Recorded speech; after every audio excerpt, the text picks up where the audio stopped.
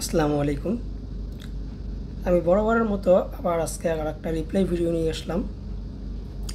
আপনারা জানেন যে আমি মাঝে মাঝে ফেসবুক থেকে, ইউটিউব থেকে, বেশিরভাগই ফেসবুক থেকে আমি যে কোনো ভিডিও যদি ভালো লাগে তাহলে আমি সেগুলো রিপ্লাই ভিডিও দিই, মাঝে মাঝে কমেন্ট ভিডিও দিই। আচ্ছা, আজকে একটা ভিডিও দেখে আমার খুবই ভালো লাগছে। হয়তোবা কোনো এক বাইকার ভাই, একটা মেয়ে, সে আর কি সাইকেল চালিয়ে আর কি ফুড পান্ডার ডেলিভারি দিয়ে থাকে। তো তাকে দেখে তার হয়তোবা মায়া লাগছে, এই জন্য তাকে কিছু টাকা আর কি সাহায্য করছে। যদিও সে একা দেয় নাই, আমাদের মতো আরও সাধারণ অনেক পাবলিক আছে, তাদের কাছ থেকে যে কোনোভাবে সংগ্রহ করে তারপর এই আপুটাকে একটু হলেও সে সহযোগিতা করছে। তো ভিডিওটা দেখে আমার খুবই ভালো লাগলো। তো ভিডিওটা আমার এই জন্যই আপনাদের কাছে শেয়ার করা, আমরা সাধারণ জনগণ অসহায় যারা আছে তাদের পাশে দাঁড়ানোর আগ্রহটা বাড়ে। এবং এরকম যারা অসহায় মেয়েরা কাজ করে বা অসহায় ফ্যামিলির যে কোনো দুস্থ লোক কাজ করতে পারে না, যে কোনোভাবে হোক আমরা তাদেরকে সাহায্য সহযোগিতা করতে পারি। এই জন্য সবারকে আর কি অনুপ্রেরণা যোগানোর জন্য আমি এই ভিডিওটা আজকে করতেছি। তো মেন ভিডিওতে দেখা যাক আসলে কী ঘটনাটা। এর আগে একটা ভিডিও ছাড়ছে নাকি বাইকার ভাই, কিন্তু ওই ভিডিওটা আমি দেখিনি। এই ভিডিওটা দেখে খুব ভালো লাগলো, তাই এই জন্য সবার কাছে আর কি শেয়ার করলাম। চলুন মূল ভিডিওতে। আসসালামু আলাইকুম সবাইকে। আজকে যাচ্ছি সেই আপুটির বাসায় যে কিনা লাস্ট ভিডিওতে দেখছেন ফুড পান্ডা ডেলিভারি কাজ করে, ওনার বাসায় যাবো। আর ওনার বাসায় যাওয়ার একটাই কারণ যে লাস্ট ভিডিওতে এই 2 দিনে কত টাকা উঠছে বিকাশে, তাকে আমরা কত টাকা দিব সম্পূর্ণ ভিডিওতে দেখতে পাবেন আপনারা। কি আগে ওনার বাসায় যাই, ওনার বাসার কাছে এটা ওই যে ওইদিকে ওনার বাসা। ওনার বাসায় যাওয়ার আগে সোনাকে একটা ফোন দেওয়া দরকার, বাসায় যেতে আছে উনি। আসলে ভাই টাকাটা তোলার পরে দেওয়ার জন্য আফুর বাসায় যাচ্ছে এবং তার সাথে তার হাতে যেন টাকাটা পৌঁছায় সঠিকভাবে, এই জন্য সে নিজে আসলো। আসলে ভাইটা খুবই মহান আমি মনে করি, আল্লাহ তাআলা তার নেক হায়াত দান করুক। তো চলুন ভিডিওটা দেখা যাক।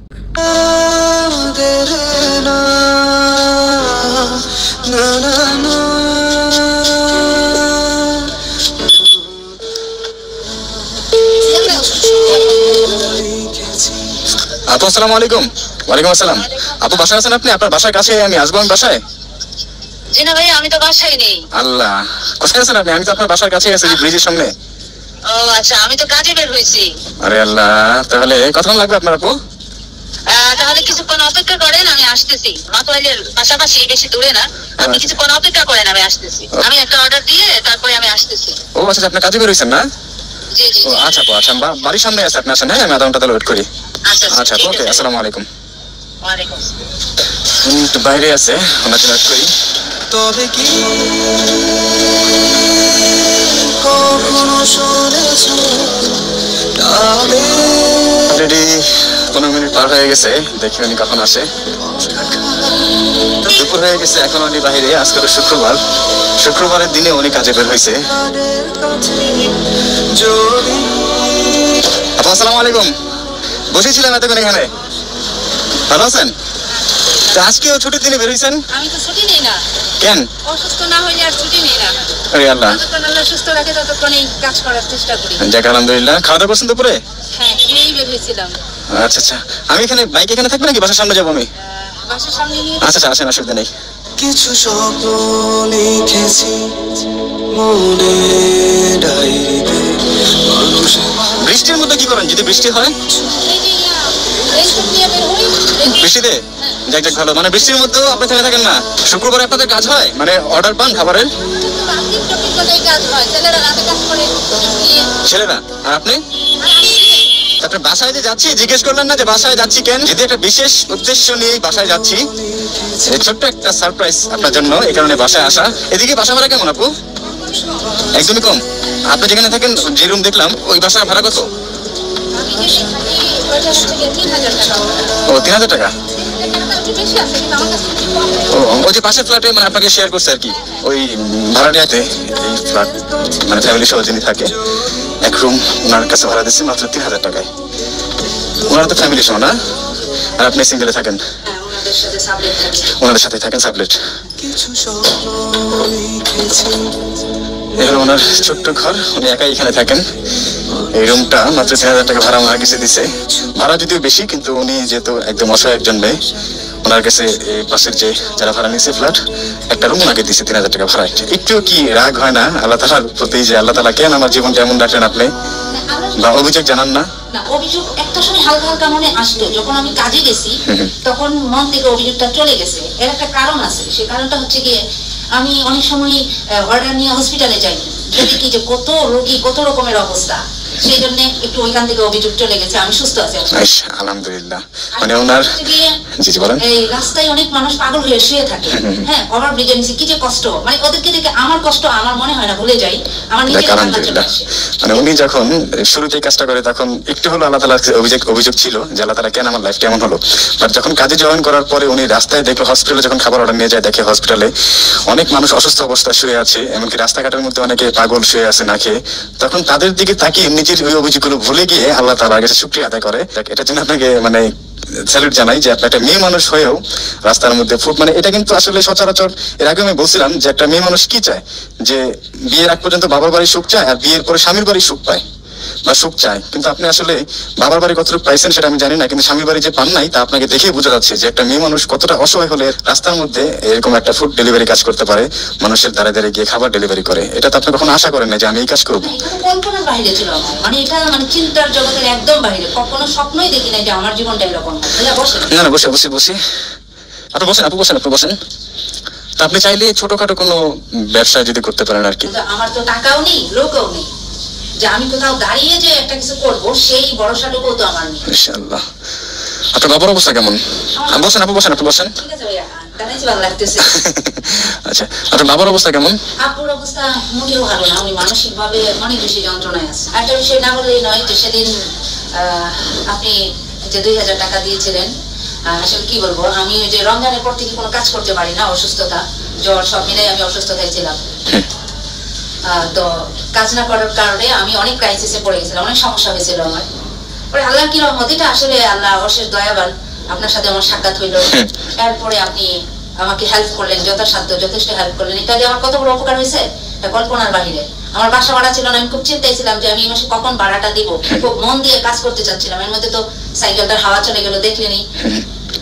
আর কি বলবো, হতাশার মধ্য থেকেও আশা রাখতেছিলাম। তারপরে এই যে আশার আলো আপনার কাছ থেকে দেখতে পেলাম, আপনি আমাকে হেল্প করলেন অনায়াসে। আল্লাহর বাসা ভাড়াটা 2,000 টাকা দিয়ে, মানে 2,000 টাকা দিয়ে বাসা ভাড়া টাকা দিয়ে দিয়েছেন আর কি। 2,000 টাকা পেয়ে আপনি এত খুশি? হ্যাঁ, এটা তো কি বলবো। আর যদি এর থেকে বড় কিছু পান তখন কি করবেন? আসলে আমি আমার তো বাসার দূরত্ব এত দূর নয়, আমি বাসায় ব্যক্ত করতে পারবো না আমার খুশিটা। যদি না সামান্য 2,000 টাকা পেয়ে আপনি যদি এত খুশি হন, আল্লাহর কাছে এত শুকরিয়া আদায় করেন বা জানান, তাহলে এর থেকে বড় কিছু যদি আল্লাহ তাআলা আপনাকে দেয়, সেক্ষেত্রে আপনি কতটা খুশি হবেন? এই খুশিটা আসলে কিছু কিছু জিনিসের পরিমাপ করা যায়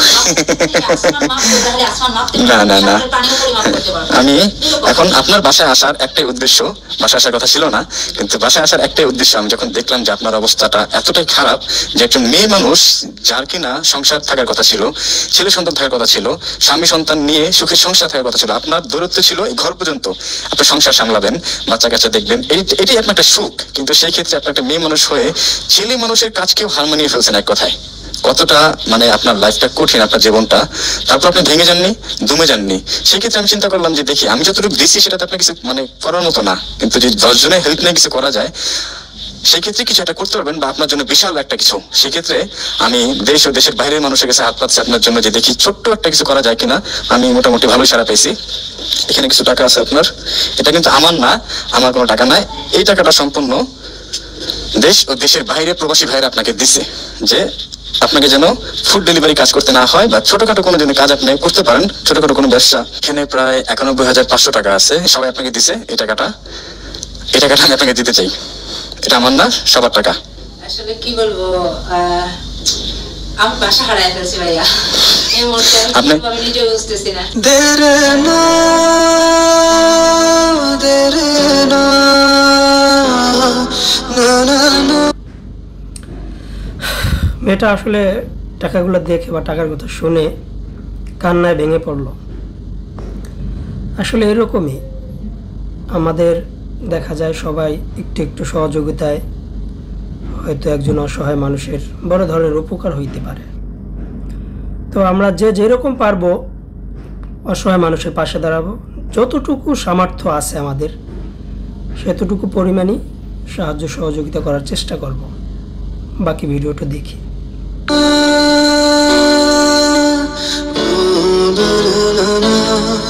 কিছু স্বপ্ন লিখেছি আপু কান্না করবেন না প্লিজ, এটা আপনি রাখেন, এটা এটা আপনার টাকা সম্পূর্ণ, টাকাটা পরে গুনে নিন।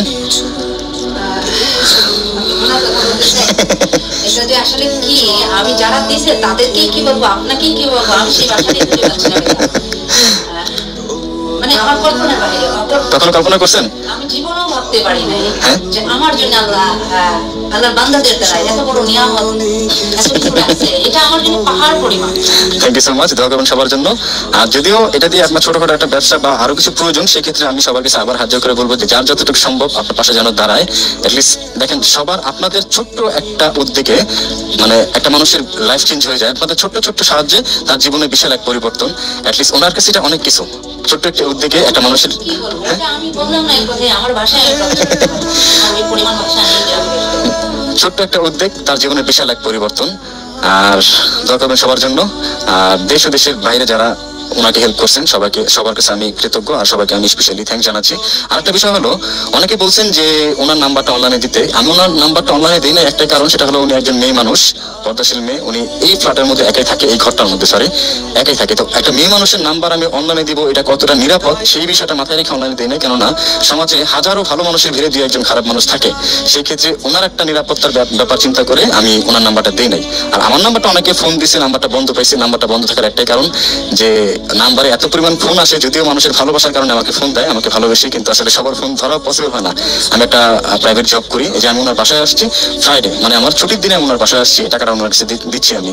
তো যে কারণে অফিসিয়াল টাইমে আমি যখন অফিসে থাকি বা কাজের ব্যস্ততায় সবার সাথে আমার কোনো কথা হয় না বা ফোন ধরতেও পারি না, কারণেও আমি অনেক সময় নাম্বারটা বন্ধ রাখি। আর এই জন্য আমি সবার কাছে ক্ষমা চেয়ে নিচ্ছি। আর এই টাকাটা তো আমি আপনাকে দিলাম, এটা আমার টাকা না, এটা দেশের সকলে, দেশের বাইরের মানুষ আপনাকে হেল্প করছে। আপনি চেষ্টা করবেন, আমি আরো চেষ্টা করবো আপনার জন্য আরো কিছু ম্যানেজ করার জন্য, যেন একটা ছোট্ট দোকান বা কিছু দিতে পারেন আপনি। মানে আপনার যেন ফুড পান্ডার কোনো কাজ করতে না হয়, বা রাস্তায় রাস্তায় কাজ, কোনো কাজই খারাপ না, কোনো কাজই ছোট না, অন্তত আপনার যেন একটা নিজস্ব কিছু করতে পারেন। একটা মেয়ে মানুষ হয়ে আপনি 7-8 ঘন্টা সাইকেল চালান রাস্তার মধ্যে, এটা আসলে অনেক কষ্টের জীবন। এটা রাখেন আপনি, কি বলবো, এটা যে এটা আপনাকে দিলাম আমি, রাখেন। আমি আপনি খুশি? খুশি মানে আমার খুশি সীমানা আমি বুঝাইতে পারবো না কতটুকু। আমি যেটা বলতে চাচ্ছি, আমার যে ভাইয়েরা আমাকে আল্লাহর রহমতে দয়া করে হেল্প করছে, আমি দোয়া করি আল্লাহ যেন তাদের দুনিয়া ও আখিরাতের সমস্ত সমস্যা সমাধান করে দেয়।